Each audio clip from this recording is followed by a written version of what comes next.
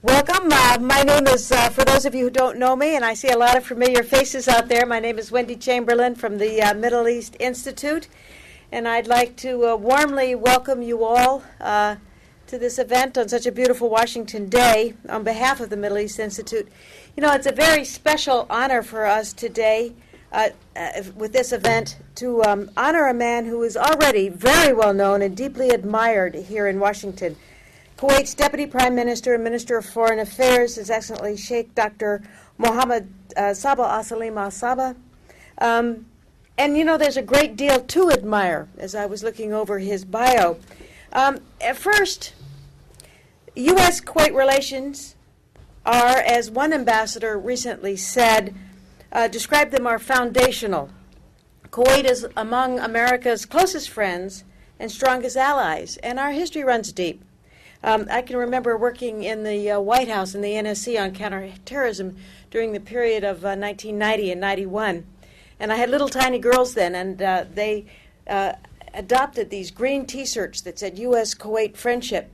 And it became I couldn't get them out of the T-shirts. Mm-hmm. And in fact, my 21-year-old now still wears it. But it's been a part of our family. A second point, in addition to our close bilateral relations, Kuwait is one of the most vibrant democracies within the Gulf and indeed in the entire Arab world. Several Kuwaiti parliamentarians are women, activist women, who were freely elected in contested elections and play significant roles in the political process. And third, the minister doctor is greatly respected for his personal accomplishments. The doctor, and this doctor is a title that was earned the hard way in 1985 at Harvard University, where he got his Ph.D. in economics and Middle Eastern affairs. His Excellency represented Kuwait as ambassador here in Washington, and a post that he held from 1993 to 2001. And finally, we have much to learn from His Excellency's talks today. His astute insights into the region will be important for us to hear because of the importance of the region itself. Kuwait is currently the president of the GCC, and he will speak to us this afternoon on the GCC in challenging times, and he's graciously agreed to answer questions following his remarks. And for those of you in the media, and there are many of you, it will be on the record. Thank you very much. Thank you. Thank you, Wendy. Well, thank you, Wendy, very much for such a nice introduction. A couple of things that I have to correct for the record. Well, not correct, maybe add to your comments. Yes, I earned PhD after 6 years of hard studies at Harvard, but I'm going to earn something that took me 9 years.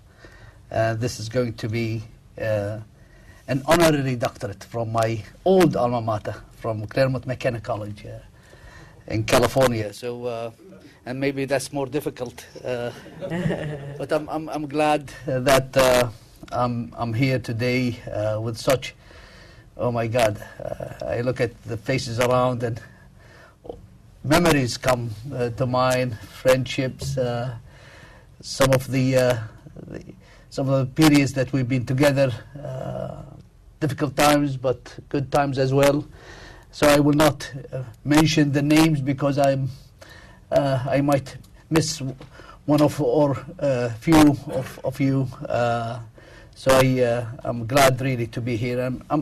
I have to be thankful to Iceland actually that made this lecture possible, because I had a busy schedule actually to be around numerous engagements in Europe, and again Iceland came in, cancelled most of my engagements in Europe, and here I am. So thank you, the Middle East Institute, Wendy. Thanks to Iceland also for making this possible. I prepared a text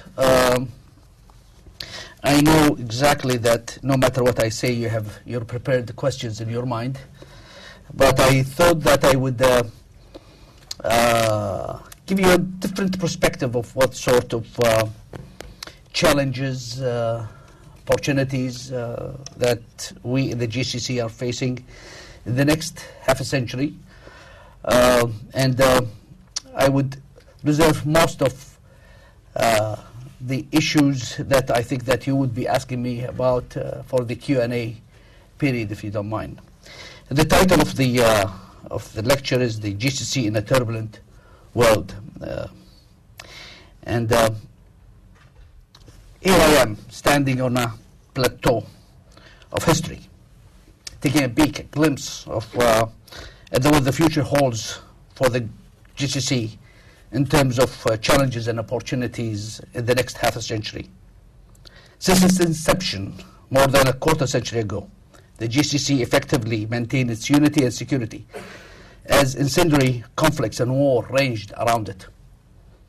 But the first direct existential threat to the GCC came as a result of the Iraqi aggression against Kuwait, and I'm here very proud of the way the GCC exercised its collective security measures in conjunction with its allies, principally the United States, to restore and preserve its member states' sovereignty and territorial integrity. So, from this historic plateau, I see before me just as many opportunities as threats.